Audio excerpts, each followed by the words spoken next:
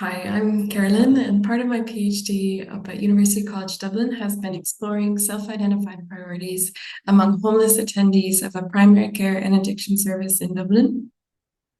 The idea was to go into the clinic and use an ethnographic approach in observing clients and having casual conversations to really get a feel for what was important to the people who were in homelessness who were attending that clinic.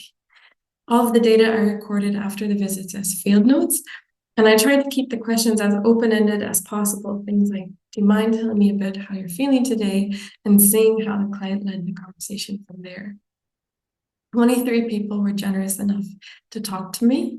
And what they were saying is that, yes, health was a priority in terms of mental health and immediate physical health needs, things like pain and wounds and disability.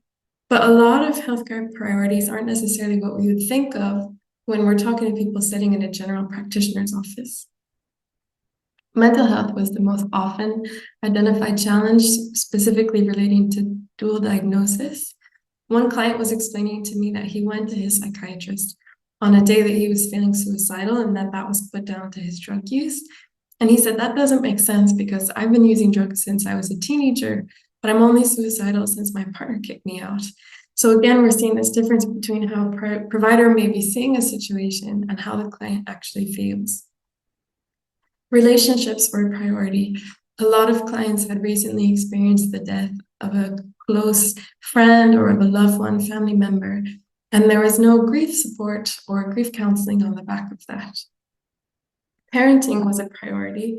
One woman explained that if there's one gap in services, it's social workers for single mothers recovering from addiction whose children are then returned to them. Safety for the women in homelessness is a huge issue. And women were explaining to me what it feels like to be exposed to someone set out to harm you when you don't have a safe door or to go behind or room to go in. And then the last thing I'll mention today is that clients were looking for more non-medicalized options for recovery. A man was explaining to me that he wishes when GPs hear somebody say, I'm fed up, I can't do this anymore, that they would point them towards non-medicalized options. And he thinks that a lot of people, even GPs, don't actually know about the services available, and they don't know that there's a way to face the pain besides drugs and alcohol.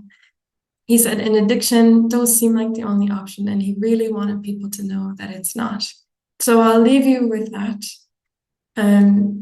Clients had so much to say, really rich information, and please, if you'd like to hear more about that, feel free to reach out at my email there. Thanks so much.